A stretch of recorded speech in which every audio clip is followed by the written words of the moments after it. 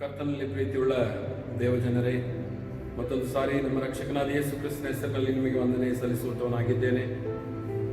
ಈ ಒಂದು ಲಾಕ್ಡೌನ್ ಪರಿಸ್ಥಿತಿಯಲ್ಲಿ ಜಗತ್ತೆಲ್ಲ ಇರುವಂತಹ ಸಮಯದಲ್ಲಿ ಪ್ರತಿ ವಾರ ದೇವರ ವಾಕ್ಯದ ಸಂದೇಶವನ್ನು ಈ ಮಾಧ್ಯಮದ ಮೂಲಕವಾಗಿ ನಿಮಗೆ ನಾವು ತಿಳಿಸುವಂತೆ ದೇವರು ಕೊಟ್ಟಂಥ ಕೃಪೆಗಾಗಿ ದೇವರಿಗೆ ಸ್ತೋತ್ರ ಹೇಳೋಣ. ಮತ್ತು ವಿಶೇಷವಾಗಿ ದೇವರು ನಮ್ಮನ್ನು ಆದಷ್ಟು ಬೇಗನೆ ಒಂದು ಅನ್ಯೋನ್ಯತೆಯಲ್ಲಿ ಸೇರಿಸಿ ಆತನ ಆರಾಧಿಸುವಂತೆ, ಆಲಯಗಳಲ್ಲಿ ನಾವು ಸೇರಿ ಬಂದು ಆತನ ಆರಾಧಿಸುವಂತೆ ದೇವರು ಕೃಪೆ ಕೊಡಲಿ ಎಂಬುದಾಗಿ ನಾನು ಹೃದಯಪೂರ್ವಕವಾಗಿ ದೇವರ ಸನ್ನಿಧಾನದಲ್ಲಿ ಬೇಡಿಕೊಳ್ಳುವಂಥವನಾಗಿದ್ದೇನೆ. ಈ ದಿನದ ಈ ಒಂದು ಆರಾಧನೆಯನ್ನು ನಾವು ಶುರು ಮಾಡುವುದಕ್ಕಿಂತ ಮುಂಚೆ ನಾವೆಲ್ಲರೂ ತಲೆಬಾಗಿಸಿ ಕರ್ತನ ಸನ್ನಿಧಾನದಲ್ಲಿ ಪ್ರಾರ್ಥನೆ ಮಾಡಿಕೊಳ್ಳೋಣ. ಪರಲೋಕ ಭೂಲೋಕಗಳನ್ನು ಸೃಷ್ಟಿ ಮಾಡಿದಂತಹ ನಮ್ಮ ಪರಪ್ರೀತಿಯುಳ್ಳ ತಂದೆಯಾದ ದೇವರೇ, ನೀನು ಅದ್ಭುತ ಸ್ವರೂಪನು, ಆಲೋಚನಾ ಕರ್ತನು, ಪರಾಕ್ರಮಿಯಾದ ದೇವರು, ನಿತ್ಯನಾದ ತಂದೆ, ಸಮಾಧಾನದ ಪ್ರಭು ದೇವ. ಹೌದು ಸ್ವಾಮಿ, ನೀನು ಮ್ಯಾನುವೇಲನಾಗಿ ದೇವರೇ ನಮ್ಮ ಮಧ್ಯದಲ್ಲಿ ವಾಸ ಮಾಡಿ ನಮ್ಮನ್ನು ಆಶೀರ್ವಾದ ಮಾಡಿದಂಥ ದೇವರು ನೀನಾಗಿದ್ದೀರಿ. ನಿನಗೆ ಸ್ತೋತ್ರ. ಹೌದಪ್ಪ ದೇವರೇ, ಮನುಷ್ಯನನ್ನು ಪ್ರೀತಿ ಮಾಡಿ ಆತನನ್ನು ಸಂದರ್ಶಿಸಿ ಆತನಿಗೆ ಮಾಡಿದ ಎಲ್ಲ ಆಶೀರ್ವಾದಗಳನ್ನು ನಾವು ಧ್ಯಾನ ಮಾಡುತ್ತಿರುವಂಥ ಸಮಯದಲ್ಲಿ ನಿನ್ನ ಪ್ರಸನ್ನತೆ ನಮ್ಮ ಮಧ್ಯದಲ್ಲಿ ಇರಿಸಬೇಕೆಂದು ಬೇಡಿಕೊಳ್ಳುತ್ತೇವೆ. ಈ ನಮ್ಮ ಆರಾಧನೆಯು ತಂದೆ, ಮಗ, ಪವಿತ್ರಾತ್ಮ ಪತ್ರ ಏಕದೇವರ ಹೆಸರಿನಲ್ಲಿ ಮಾಡುತ್ತೇವೆ ತಂದೆ, ಆಮೇಲೆ. ಪ್ರಿಯರೇ, ಸಮಯದಲ್ಲಿ ದೇವರ ವಾಕ್ಯವನ್ನು ಕೇಳಿಸಿಕೊಳ್ಳೋದಕ್ಕಿಂತ ಮುಂಚೆ ಒಂದೆರಡು ಸಂಗೀತಗಳನ್ನು ನಾವು ಹಾಡಿಕೊಳ್ಳೋಣ.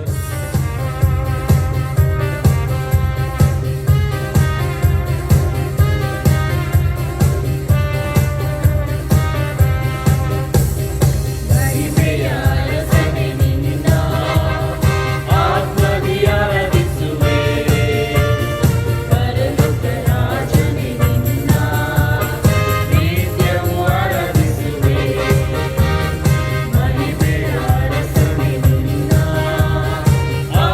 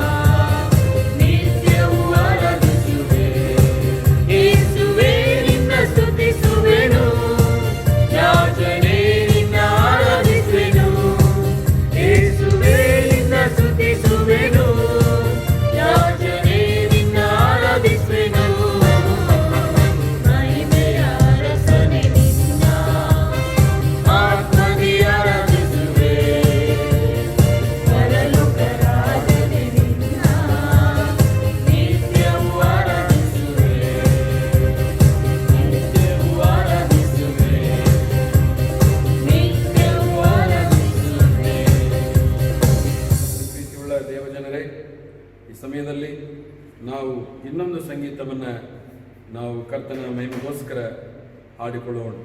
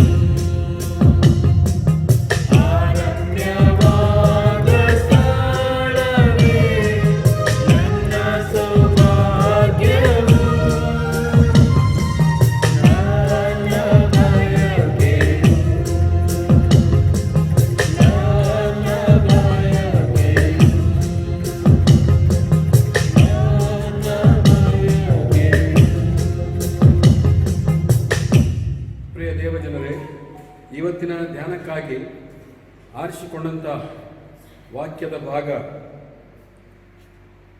ಅದು ಆದಿಕಾಂಡ 17ನೇ ಅಧ್ಯಾಯ 1ರಿಂದ 5 ವಚನಗಳು. ಆದಿಕಾಂಡ 17ನೇ ಅಧ್ಯಾಯ 1ರಿಂದ 5 ವಚನಗಳನ್ನು ನಾವು ಕೇಳಿಸಿಕೊಳ್ಳೋಣ. ಅಬ್ರಾಮನು 99 ವರ್ಷದವನಾದಾಗ ಯೆಹೋವನು ಅವನಿಗೆ ದರ್ಶನ ಕೊಟ್ಟು, ನಾನು ಸರ್ವಶಕ್ತನಾದ ದೇವರು, ನನಗೆ ನಡಕೊಂಡು ದೋಷವಿಲ್ಲದವನಾಗಿರು, ನಾನು ನಿನ್ನ ಸಂಗಡ ಒಡಂಬಡಿಕೆ ಮಾಡಿಕೊಳ್ಳುತ್ತೇನೆ, ಅತ್ಯಧಿಕವಾದ ಸಂತತಿಯನ್ನು ಕೊಡುವೆನು ಅಂದನು. ಅಬ್ರಾಮನು ಅಡ್ಡಬೀಳಲು ದೇವರು ಅವನ ಸಂಗಡ ಮಾತಾಡಿ, ನಾನಂತೂ ನಿನಗೆ ವಾಗ್ದಾನ ಮಾಡುತ್ತೇನೆ, ಏನೆಂದರೆ ನೀನು ಅನೇಕ ಜನಾಂಗಗಳಿಗೆ ಮೂಲ ಪುರುಷನಾಗುವಿ. ಇನ್ನು ಮುಂದೆ ನಿನಗೆ ಅಬ್ರಾಮ್ ಎಂದು ಹೆಸರಿರುವುದಿಲ್ಲ, ನಿನ್ನನ್ನು ಅನೇಕ ಜನಾಂಗಗಳಿಗೆ ಮೂಲ ಪಿತೃವಾಗಿ ನೇಮಿಸಿರುವುದರಿಂದ ನಿನಗೆ ಅಬ್ರಹಾಂನೆಂದು ಹೆಸರಿರುವುದು. ದೇವರು ಈ ವಾಕ್ಯಗಳನ್ನು ಆಶೀರ್ವಾದ ಮಾಡಲಿ. ಈ ವಿಧನ ಸಂದೇಶದ ಮೂಲ ತತ್ವ, ಕಳೆದ 2 ವಾರಗಳಿಂದ ನಾವು ದೇವರ ವಾಕ್ಯವನ್ನು ಕೇಳಿಸಿಕೊಳ್ತಾ ಇದ್ದೇವೆ. ನಾನು ಕಳೆದ ಸಾರಿ ನಿಮಗೆ ಹೇಳಿದ್ದೆ, ಕಳೆದ 2 ವಾರಗಳ ಹಿಂದೆ ಅಂಡರ್ಸ್ಟ್ಯಾಂಡಿಂಗ್ ಡಿವೈನ್ ವಿಸಿಟೇಷನ್ ಎಂಬುದಾಗಿ ನಾವು ಧ್ಯಾನ ಮಾಡ್ತಾ ಇದ್ದೆವು. ಅಂದರೆ ದೇವರ ಒಂದು ಸಂದರ್ಶನವನ್ನು ಅರ್ಥ ಮಾಡಿಕೊಳ್ಳುವುದು ಅಥವಾ ದೇವರ ಸಂದರ್ಶನದಲ್ಲಿ ನಮಗೆ ಆಗುವಂಥ ಆಶೀರ್ವಾದಗಳು ಯಾವುವು ಎಂಬುದಾಗಿ ನಾವು ಧ್ಯಾನ ಮಾಡುತ್ತಾ ಬಂದಿದ್ದೇವೆ. ಅದರಲ್ಲಿ ಮೊದಲನೆಯ ವಾರದಲ್ಲಿ ಡಿವೈನ್ ವಿಸಿಟೇಷನ್ ಎಂಬುದಾಗಿ ಹೇಳುವಾಗ the time of divine visitation is the time of great sacrifice ಎಂಬುದಾಗಿ ಹೇಳಿದ್ದೆವು. ಆ ಒಂದು ಟೈಮ್ ಆಫ್ ಗ್ರೇಟ್ ಸ್ಯಾಕ್ರಿಫೈಸ್ ಅನ್ನುವಂಥ ಆ ಒಂದು ಮೊದಲನೆಯ ಅಂಶದಲ್ಲಿ 4 ಕಿರು ಅಂಶಗಳು. The divine visitation, God loves to have human fellowship ಎಂಬುದಾಗಿ ಮೊದಲನೆಯ ಅಂಶ. ಎರಡನೇದಾಗಿ during God's visitation God honours the faith of his children ಎಂಬುದಾಗಿ ಎರಡನೇ ಕಿರು ಅಂಶ. ಮತ್ತು ಮೂರನೇದಾಗಿ during God's visitation there is deliverance from the bondage ಎಂಬುದಾಗಿ. ಮತ್ತು ನಾಲ್ಕನೇದಾಗಿ during God's visitation there is eternal salvation ಎಂಬುದಾಗಿ ನಾವು ಮೊದಲನೆಯ ಅಂಶವನ್ನು ಮೊದಲನೆಯ ವಾರದಲ್ಲಿ ಧ್ಯಾನ ಮಾಡಿಕೊಂಡಿದ್ದೆವು. ಎರಡನೆಯ ಅಂಶವನ್ನು ಎರಡನೆಯ ಒಂದು ವಾರದಲ್ಲಿ ನಾವು 4 ಅಂಶಗಳನ್ನು ಧ್ಯಾನ ಮಾಡಿಕೊಂಡಿದ್ದೇವೆ. The divine visitation, in divine visitation long standing problem solve ಎಂಬುದಾಗಿ. In divine visitation tears are wiped away and frustration gives to celebration ಎಂಬುದಾಗಿ. ಮತ್ತು in divine visitation prayers are answered ಎಂಬುದಾಗಿ. ಮತ್ತು ನಾವು ನೋಡ್ತೇವೆ in the divine visitation prophecies and promises are fulfilled ಎಂಬುದಾಗಿ ನಾವು 2 ವಾರಗಳ ಕಾಲ ಈ ಸಂದೇಶವನ್ನು ಕೇಳಿಸಿಕೊಂಡಿದ್ದೇವೆ. ಸರಿ, ಹಾಗಾದರೆ ಆ ಒಂದು 10 ಅಂಶಗಳಿರುವ ಈ ಒಂದು ಸಂದೇಶವನ್ನು ನಾವು ಇವತ್ತಿನ ದಿವಸ ಮುಂದುವರಿಸೋಣ. ನಮ್ಮ ಮುಖ್ಯ ತಾತ್ಪರ್ಯ, ನಮ್ಮ ಮುಖ್ಯವಾದಂಥ ಒಂದು ವಿಷಯ ಏನಂತ ಹೇಳಿದ್ರೆ, ನಾವು ಅರ್ಥ ಮಾಡಿಕೊಳ್ಳುವಂಥದ್ದು, ದೇವರು ಸಂದರ್ಶನ ಕೊಡುವಾಗ ಅಥವಾ ದೇವರ ಪ್ರಸನ್ನತೆಯಲ್ಲಿ ನಾವು ಹೋಗುವಾಗ ನಡೆಯತಕ್ಕಂಥ ಅನೇಕ ವಿಷಯಗಳು ಏನು ಎಂಬುದಾಗಿ ನಾವು ಇವತ್ತಿನ ದಿವಸ ಮತ್ತೆ ಧ್ಯಾನ ಮಾಡಿಕೊಳ್ಳೋಣ. ಒಂದು ವೇಳೆ ದೇವರು ಮಾನವನಿಗೆ ಸಂದರ್ಶನ ಕೊಡುವಂಥದ್ದಿರಬಹುದು, ಅಥವಾ ಮಾನವನು ದೇವರ ಪ್ರಸನ್ನತೆಯಲ್ಲಿ ಬಂದಾಗ ನಡೆಯುವಂತಹ ಕೆಲವೊಂದು ಘಟನೆಗಳು. ಸೊ ಈ ಸಮಯದಲ್ಲಿ ಇನ್ ದ ಡಿವೈನ್ ವಿಸಿಟೇಷನ್, ಈ ಒಂದು ಡಿವೈನ್ ವಿಸಿಟೇಷನ್ ಅನ್ನುವಂಥ ಈ ಸಂದೇಶದಲ್ಲಿ ಇನ್ ದ ಡಿವೈನ್ ವಿಸಿಟೇಷನ್ 6ನೆಯ ಅಂಶ, in divine visitation abundance is released ಎಂಬುದಾಗಿ.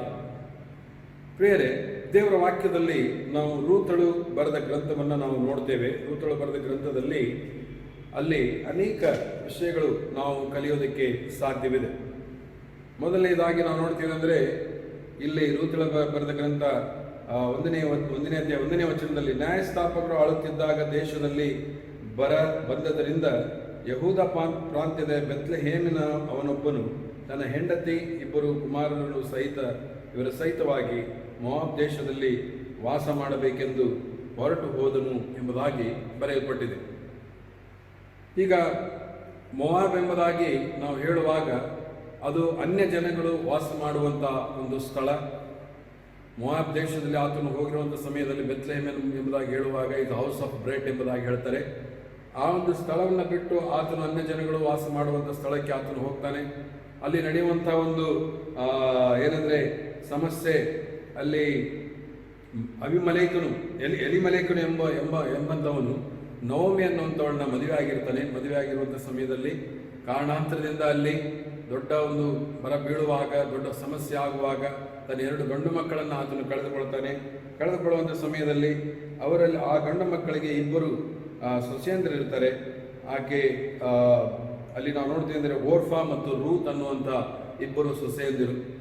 ಈಗ ಅಲ್ಲಿ ದೇವರ ವಾಕ್ಯದಲ್ಲಿ ಬರೆಯಲ್ಪಟ್ಟಿದ್ದೇನೆ ಅಂತ ಹೇಳಿದ್ರೆ, ಅವರು ಗಂಡು ಮಕ್ಕಳು ಸತ್ತ ಮೇಲೆ ನವೋಮಿ ಅನ್ನುವಂಥವಳು ಆಕೆ ತನ್ನ ಸ್ವದೇಶಕ್ಕೆ ತಿರುಗಿ ಹೋಗಬೇಕೆನ್ನುವಂಥ ಆಲೋಚನೆ ಆಕೆಗೆ ಬರ್ತದೆ. ಆದರೆ ಬಹಳ ದುಃಖ ಪೀಡಿತಳಾಗಿ, ದುಃಖದಿಂದ ತುಂಬಿದವಳಾಗಿ ಆಕೆ ಈ ತನ್ನ ಸ್ವದೇಶಕ್ಕೆ ಹೋಗುವುದಂತ ಆಲೋಚನೆ ಮಾಡ್ತಾಳೆ.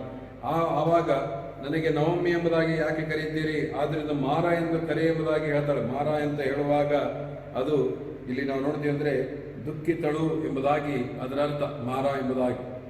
ಸರಿ, ಹಾಗಾದರೆ ಇಂಥ ಒಂದು ಸಂದಿಗ್ಧ ಪರಿಸ್ಥಿತಿ, ಬರಗಾಲ ಪೀಡಿತವಾದಂಥ ಸ್ಥಳದಿಂದ, ದುಃಖ ತುಂಬಿದಂಥ ಸ್ಥಳದಿಂದ, ಸಂಕಷ್ಟಗಳಿಂದ ತುಂಬಿದಂಥ ಸ್ಥಳದಿಂದ ಅವರು ಮುಂದೆ ಹೋಗಬೇಕೆಂಬುದಾಗಿ ಆಲೋಚನೆ ಮಾಡುವಂಥ ಸಮಯದಲ್ಲಿ ದೇವರ ವಾಕ್ಯ ಹೇಳ್ತದೆ, 6ನೇ ವಚನ 1ನೇ ಅಧ್ಯಾಯ, ಯೆಹೋವನು ತನ್ನ ಜನರನ್ನು ಕಟಾಕ್ಷಿಸಿ ಅವರಿಗೆ ಆಹಾರವನ್ನು ಅನುಗ್ರಹಿಸಿದ್ದಾನೆಂಬ ವರ್ತಮಾನವನ್ನು ಕೇಳಿದ ನವಮಿ ಮೋವಾಬ್ ದೇಶದಿಂದ ಸ್ವದೇಶಕ್ಕೆ ಹೋಗಬೇಕೆಂದು ಸೊಸೆಯರೊಡನೆ ಹೊರಟಳು ಎಂಬುದಾಗಿ ಇಲ್ಲಿ ಬರೆಯಲ್ಪಟ್ಟಿದೆ. ಪ್ರಿಯರೇ, ಇವತ್ತಿನ ದಿನ ನಾವು ದೇವರ ಪ್ರಸನ್ನತೆಯಲ್ಲಿ ಬರುವಾಗ ಒಂದು ಸಂದೇಶ ನಮಗೆ ದೇವರು ಕೊಡುವಂಥವನಾಗಿದ್ದಾನೆ. ಏನಂತ ಹೇಳಿದ್ರೆ, ದೇವರು ಆಶೀರ್ವದಿಸಲ್ಪಟ್ಟಂಥ ಸ್ಥಳಕ್ಕೆ ನಾವು ಬರುವಾಗ ದೇವರು ನಮಗೆ ಬೇಕಾದದ್ದನ್ನು ಆತನು ಒದಗಿಸಿಕೊಡುವಂಥವನಾಗಿದ್ದಾನೆ. There is abundance released when you obey the word of God and come to the place where God wants you to be. ದೇವರು ನೀವು ಇರುವಂಥ ಯಾವ ಸ್ಥಳದಲ್ಲಿ ದೇವರು ನಿಮ್ಮನ್ನು ಇರಬೇಕೆಂಬುದಾಗಿ ಇಷ್ಟಪಡ್ತಾನೋ ಆ ಸ್ಥಳಕ್ಕೆ ನೀವು ಬರುವಾಗ ದೇವರು ನಿಮಗೆ ಅಲ್ಲಿ ಆಶೀರ್ವದಿಸಿ ನಿಮಗೆ ಸಮೃದ್ಧಿಯನ್ನು ಆತನು ಕೊಡುವಂಥವನಾಗಿದ್ದಾನೆ. ಅದಕ್ಕಾಗಿ ಇಲ್ಲಿ ನಾವು ನೋಡ್ತೇವೆ ಅಂದರೆ 6ನೇ ವಚನದಲ್ಲಿ ಆತನು ಆಹಾರವನ್ನು ಅನುಗ್ರಹಿಸಿದ್ದಾನೆ. ಬೆತ್ಲೆಹೇಮ್ನಲ್ಲಿ ಆತನು ಆಹಾರವನ್ನು ಅನುಗ್ರಹಿಸಿದ್ದಾನೆ ಎಂಬುದಾಗಿ ತಿಳಿದುಕೊಂಡು ಅವರು ಸ್ವದೇಶಕ್ಕೆ ಹೋಗುವುದಕ್ಕೆ ಅವರು ಇಷ್ಟಪಡುತ್ತಾರೆ ಎಂಬುದಾಗಿ ದೇವರ ವಾಕ್ಯದಲ್ಲಿ ಬರೆದಿದೆ. ಪ್ರಿಯರೇ, ಈ ಸಮಯದಲ್ಲಿ ನಾವು ನೋಡ್ತೇವೆ, after disastrous incident happen she heard the good news. ಒಂದು ವೇಳೆ ನಮ್ಮ ಜೀವಿತದಲ್ಲಿಯೂ ಸಹಿತ ಬಹಳ ಒಂದು ಭಯಾನಕವಾದಂಥ ಒಂದು ಸಂದೇಶ, ಭಯಾನಕವಾದಂಥ ಸಂಗತಿಗಳು ನಡೆಯುವಂಥ ಸಮಯದಲ್ಲಿ ನಾವು ದೇವರಿಗೆ ವಿಧೇಯರಾಗಿ ದೇವರಿಗೆ ಹೋಗೊಟ್ಟು ದೇವರ ಪ್ರಸನ್ನತೆಯಲ್ಲಿ ನಾವು ಇರುವುದೇ ಆದರೆ ನಮಗೆ ಒಂದು ಶುಭ ಸಂದೇಶ ದೇವರು ಕಳಿಸಿಕೊಡುವಂಥವನಾಗಿದ್ದಾನೆ. The Lord had visited his people in giving them bread ಎಂಬುದಾಗಿ ರೂತಳು 1:6 ನಾವು ನೋಡುವಂಥವರಾಗಿದ್ದೆ. ಇಲ್ಲಿ ಪ್ರಿಯರೇ, ದೇವರ ವಾಕ್ಯದಲ್ಲಿ ಸ್ಪಷ್ಟವಾಗಿ ನಮಗೆ ತಿಳಿಸ್ತದೆ ಏನಂದರೆ, ಯೆಹೋವನು ತನ್ನ ಜನರನ್ನು ಕಟಾಕ್ಷಿಸಿದನು ಎಂಬುದಾಗಿ ಬರೆಯಲ್ಪಟ್ಟಿದೆ. ಇವತ್ತಿನ ದಿವಸ ದೇವರು ನಮ್ಮನ್ನು ಕಟಾಕ್ಷಿಸಬೇಕಾದರೆ, ದೇವರು ನಮ್ಮನ್ನು ಆಶೀರ್ವದಿಸಬೇಕಾದರೆ, ದೇವರು ನಮ್ಮನ್ನು ಪ್ರೀತಿಸಿ ನಮಗೆ ಅನುಗ್ರಹಿಸಬೇಕಾದರೆ ನಾವು ದೇವರ ಪ್ರಸನ್ನತೆಯಲ್ಲಿ ಬರುವಂಥದ್ದನ್ನು ನಾವು ಕಲಿತುಕೊಳ್ಳಬೇಕು. ದೇವರ ಪ್ರಸನ್ನತೆಯಲ್ಲಿ ನಾವು ಬರುವಂಥ ಸಮಯದಲ್ಲಿ ದೇವರು ನಮಗೆ ಆಹಾರವನ್ನು ಅನುಗ್ರಹಿಸುವಂಥವನಾಗಿದ್ದಾನೆ. ಮತ್ತು ನಮಗೆ ಚೆನ್ನಾಗಿ ಗೊತ್ತಿದೆ, ರೂತಳು ಬರೆದ ಒಂದು ಗ್ರಂಥವನ್ನು ನೀವು ಓದುವಂಥ ಸಮಯದಲ್ಲಿ ಅಲ್ಲಿ ರೂತಳು ನವಮಿಯ ಜೊತೆಗೆ ಒಂದು ಒಡಂಬಡಿಕೆ ಮಾಡಿಕೊಳ್ತಾಳೆ. ನೀವು ಹೋಗ್ರಿ, ನಿಮ್ಮ ಒಂದು ಸ್ಥಳಕ್ಕೆ ಹೋಗಿಬಿಟ್ಟು ನಿಮ್ಮ ಕುಟುಂಬ ತವರ ಮನೆಗೆ ಹೋಗಿಬಿಟ್ಟು ನೀವು ಅಲ್ಲೇ ನೀವು ವಾಸ ಮಾಡಿರಿ ಎಂಬುದಾಗಿ ಹೇಳುವಾಗ ರೂತಳು ನವಮಿ ಹೊತ್ತಿಗೆ 5 ರೀತಿಯಾದಂಥ ಒಡಂಬಡಿಕೆಯನ್ನು ಮಾಡಿಕೊಡ್ತಾಳೆ, ಅಥವಾ 5 ರೀತಿಯಾದಂಥ ಅರಿಕೆಯನ್ನಾಕಿ ಮಾಡಿಕೊಳ್ತಾಳೆ. ನಿನ್ನನ್ನು ಬಿಟ್ಟು ಹಿಂದಿರುಗಬೇಕೆಂದು ನನ್ನನ್ನು ಒತ್ತಾಯಪಡಿಸಬೇಡ, ಮೊದಲನೇದಾಗಿ. ಎರಡನೇದಾಗಿ, ನೀನು ಎಲ್ಲಿಗೆ ಹೋದರೂ ನಾನು ಅಲ್ಲಿಗೆ ಬರುವೆನು. ಎರಡನೇದಾಗಿ, ನೀನು ವಾಸಿಸುವಲ್ಲಿ ನಾನು ವಾಸಿಸುವೆನು. ನಿನ್ನ ಜನರೇ ನನ್ನ ಜನರು, ನಿನ್ನ ದೇವರೇ ನನ್ನ ದೇವರು ಎಂಬುದಾಗಿ ಈ 5 ಅರಿಕೆಗಳನ್ನು ನವಮಿಯ ಮುಂದೆ ರೂತಳು ಮಾಡುವಂತಳಾಗ್ತಾಳೆ. ಸರಿ, ಆ ಸಮಯದಲ್ಲಿ ರೂತಳನ್ನು ನವಮಿ ಒಪ್ಪಿಕೊಂಡು ಆಕೆನ ಕರೆದುಕೊಂಡು ಹೋಗುವಂಥ ಸಮಯದಲ್ಲಿ ಅಲ್ಲಿ ನಡೆಯುವಂಥ ಘಟನೆ ನಮಗೆ ಚೆನ್ನಾಗಿ ಗೊತ್ತಿದೆ. ಏನಂತ ಹೇಳಿದ್ರೆ, ದೇವರು ಅಲ್ಲಿ ವಿಶೇಷವಾಗಿ ಆಶೀರ್ವದಿಸಿ, ಏನಂತ ಹೇಳಿದ್ರೆ ದೇವರು ಆಕೆಯನ್ನು ವಿಶೇಷವಾಗಿ ಆಶೀರ್ವದಿಸಿ ಆಕೆಯನ್ನು ಏನಂದರೆ ನಮ್ಮ ಯೇಸು ಕ್ರಿಸ್ತನ ವಂಶಾವಳಿಯಲ್ಲಿ ಒಂದು ಮೂಲ ತಾಯಿ ಆಗುವಂತೆ ದೇವರು ಆಕೆಯನ್ನು ಮಾಡಿದನೆಂಬುದಾಗಿ ನೋಡುವಂಥವರಾಗಿದ್ದೇವೆ. ಅಂದರೆ ಬೋವಜನನ್ನು ಆಕೆ ಮದುವೆ ಆಗ್ತದೆ.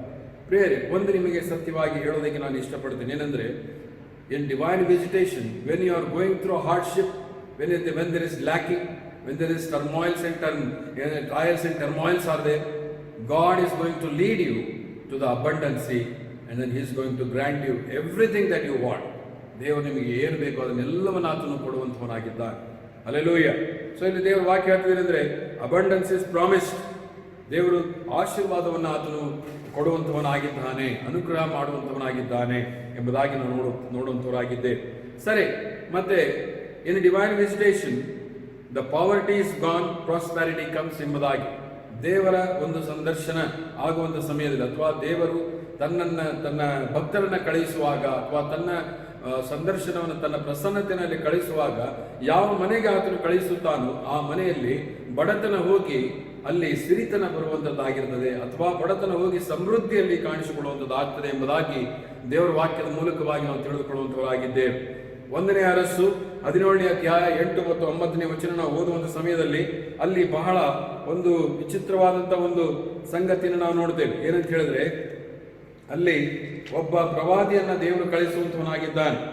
ಚರಪ್ತ ಅನ್ನುವಂಥ ಸ್ಥಳದಲ್ಲಿ ಒಬ್ಬ ಪ್ರವಾದಿಯನ್ನ ದೇವರು ಕಳಿಸ್ತಾನೆ. ಆ ಪ್ರವಾದಿಯನ್ನ ಒಂದು ವೇಳೆ ನಮಗೆ ಅದನ್ನು ಓದುವಂಥ ಸಮಯದಲ್ಲಿ logically speaking it is very difficult to understand why God has to send his servant to a desperate poor women. Desperately poor. ಈಗ ಏನಂತಂದ್ರೆ, ಎಂಥ ಒಂದು ಬಡತನ ಇದೆ ಅಂದ್ರೆ ಕಿತ್ತಿ ತಿನ್ನುವಂಥ ಬಡತನ, ಕೊರೆದು ತಿನ್ನುವಂಥ ಬಡತನ, ಅಂಥ ಒಂದು ಬಡತನದಲ್ಲಿರುವಂಥ ಒಂದು ಸ್ತ್ರೀಯ ಮನೆಗೆ ಆತನು ಕಳಿಸುವಂತವನಾಗಿದೆ. ಅಲ್ಲಿ ಬೇಕಾದಷ್ಟು ಇದ್ದಂಥ ಜನರು ಇದ್ದಿರಬಹುದು, ಶ್ರೀಮಂತರಿರಬಹುದು, ಅಥವಾ ಒಂದು ವೇಳೆ ಸಮೃದ್ಧಿಯಾಗಿ ಮನೆಯಲ್ಲಿ ದವಸ್ಥಾನಗಳನ್ನು ತುಂಬಿಕೊಂಡಂಥ ಜನ ಇರಬಹುದು.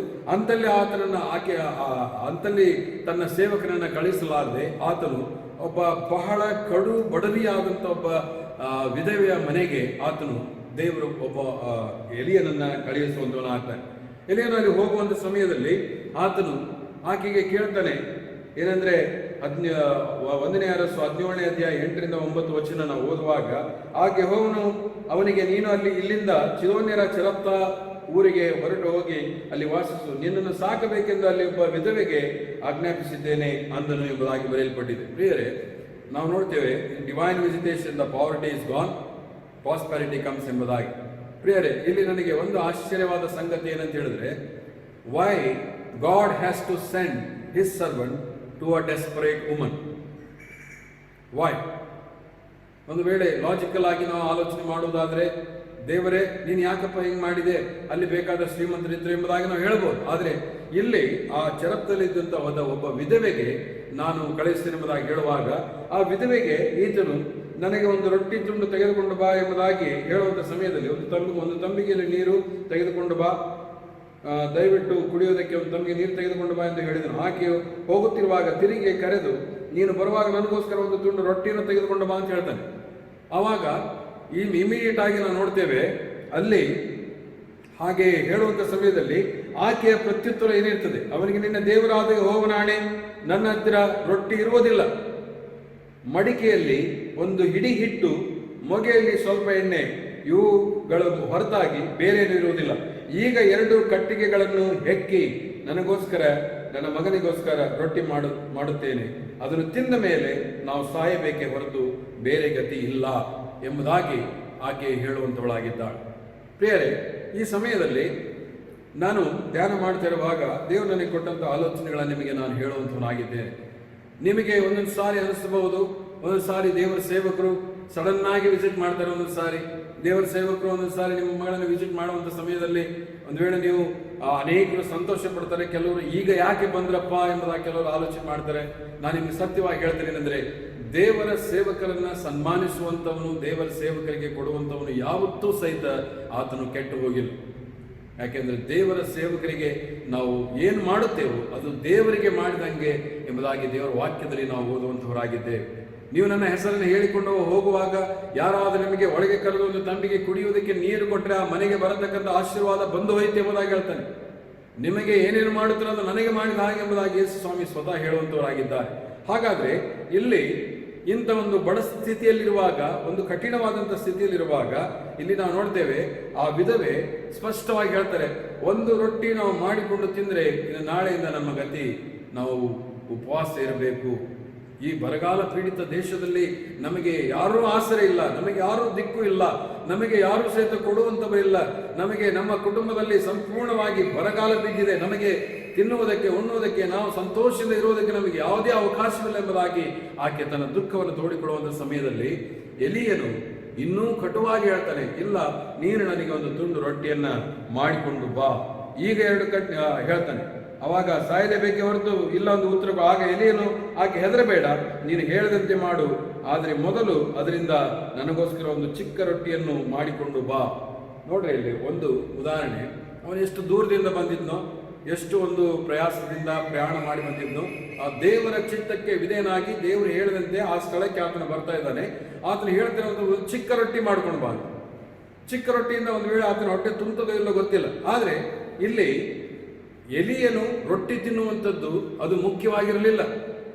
ಎಲೀಯನು ರೊಟ್ಟಿ ತಿಂದು ಆತನು ತೃಪ್ತನಾಗಿ ಅಲ್ಲಿ ಆರಾಮವಾಗಿ ಆತನು ಮನೆಗೆ ಕೊಡಬೇಕನ್ನುವಂತ ಇಲ್ಲಿ ಒಂದು ಉದ್ದೇಶ ಇರಲಿಲ್ಲ. ದೇವರ ಉದ್ದೇಶ ಬೇರೆ ಇತ್ತು. ಅನೇಕ ಸಾರಿ ನಾವು ದಯವಿಟ್ಟು ಹೇಗೆ ಹೇಳ್ತೀನಿ ಅಂತ ದಯವಿಟ್ಟು ಬೇಸರ ಪಟ್ಕೊಳ್ಬೇಡ್ರಿ, ಕ್ಷಮಿಸ್ರಿ. ಏನಂತ ಹೇಳಿದ್ರೆ, ಅನೇಕ ಸಾರಿ ದೇವರ ಸೇವಕರು ನಿಮ್ಮ ಮನೆಗೆ ಬರುವಾಗ ಅವರು ನೀವು ಕೊಡುವಂತ ಕಾಣಿಕೆಗೋಸ್ಕರ ಆಸೆ ಪಟ್ಟು ಬರ್ತಾರೆ ಅಂತ ಕೆಲವರು ತಿಳ್ಕೊಳ್ತಾರೆ. ಅದು ಸುಳ್ಳು. ಒಂದು ವೇಳೆ ಅಂತ ಸೇವಕರು ಇದ್ದಾರೆ ಏನೋ ಗೊತ್ತಿಲ್ಲ, ಆದರೆ ಹೆಚ್ಚು ಕಡಿಮೆ ಎಲ್ಲರೂ ಸಹಿತ ನಿಮ್ಮ ಮನೆಗಳಿಗೆ ಕಾಲಿಟ್ಟು ನಿಮ್ಮನ್ನು ಆಶೀರ್ವಾದ ಮಾಡೋದಕ್ಕೆ ಬರ್ತಾ ಇರ್ತಾರೆ. ಅಂದ್ರೆ ನಾವು ಕೊಡುವಂತ ಅಲ್ಪ ಸ್ವಲ್ಪ ಹಣ ಅದರಿಂದ ಅವರ ಕುಟುಂಬ ನಡೀತದೆ ಎಂಬುದಾಗಲ್ಲ. ಆದರೆ ದೇವರ ಸೇವಕರು, ದೇವರಿಂದ ನೇಮಿಸಲ್ಪಟ್ಟಂತವರು ನಿಮ್ಮ ಮನೆಯಲ್ಲಿ ಅವರು ಹೆಜ್ಜೆ ಇಡುವಾಗ ಆ ಮನೆಗೆ ಬರತಕ್ಕಂಥ ಆಶೀರ್ವಾದ ಬಂದು ಹೋಯಿತು ಎಂಬುದಾಗಿ ದೇವರ ವಾಕ್ಯ ಸ್ವತಃ ಹೇಳ್ತದೆ. ಹಾಗಾದ್ರೆ ಇಲ್ಲಿ ದೇವರ ವಾಕ್ಯದಲ್ಲಿ ನಡೆದಂತ ಘಟನೆ ಏನಂತ ಹೇಳಿದ್ರೆ, God sends a servants with purpose. ದೇವರು ಒಂದು ದೇಶಪೂರ್ವಕವಾಗಿ ಅಲ್ಲಿ ಕಳಿಸ್ತಾನೆ. ಎರಡನೇದಾಗಿ God sends a servant with to prosper, ಅಂದ್ರೆ ನಿಮ್ಮನ್ನು ಅಭಿವೃದ್ಧಿ ಪಡಿಸೋದಕ್ಕೋಸ್ಕರ ಅವರು ಬಂದು ನಿಮಗೋಸ್ಕರ ಪ್ರಾರ್ಥನೆ ಮಾಡ್ತಾರೆ. ನಿಮಗೋಸ್ಕರ ನಿಮ್ಮ ಒಂದು ಕಷ್ಟಗಳನ್ನು ಬಿಡುಗಡೆ ಮಾಡೋದಕ್ಕೋಸ್ಕರ, ನಿಮ್ಮ ಅನಾರೋಗ್ಯದಿಂದ ಬಿಡುಗಡೆ ಮಾಡೋದಕ್ಕೋಸ್ಕರ, ನಿಮ್ಮ ಬಿಸ್ನೆಸ್ ಆಶೀರ್ವಾದ ಮಾಡೋದಕ್ಕೋಸ್ಕರ, ಮತ್ತು ನಿಮ್ಮ ಕುಟುಂಬದಲ್ಲಿ ಸಮೃದ್ಧಿ ಬರಬೇಕೆಂಬುದಕ್ಕೋಸ್ಕರ, ನಿಮ್ಮ ಮಕ್ಕಳ ಒಂದು ವಿದ್ಯಾಭ್ಯಾಸಕ್ಕಾಗಿ ಅವರು ಪ್ರಾರ್ಥನೆ ಮಾಡ್ತಾರೆ, ನಿಮ್ಮ ಕುಟುಂಬದ ಅಭಿವೃದ್ಧಿಗೋಸ್ಕರ ಪ್ರಾರ್ಥನೆ ಮಾಡ್ತಾರೆ. ಅವರು ಪಾಸಿಟಿವ್ ಆಗಿ ದೇವರೇ ಇವರಿಗೆ ಇದನ್ನು ಮಾಡಿ ಎಂಬುದಾಗಿ ಕೇಳುವ ಸಮಯದಲ್ಲಿ ಆ ಒಂದು ಉದ್ದೇಶದಿಂದಲೇ ದೇವರು ಸೇವಕರನ್ನ ನಿಮ್ಮ ಮನೆಗೆ ಆತನು ಕಳಿಸುವಂತವನಾಗಿರ್ತಾನೆ. ಈ ಸಮಯದಲ್ಲಿ God sends his servants to prosper. ಆಮೇಲೆ God sends his servants to protect. Protect from what? From the calamity to crisis. Calamity and crisis, he will protect you. Result of obedience and sacrifice. There was prosperity, hope and desire to live sprang again.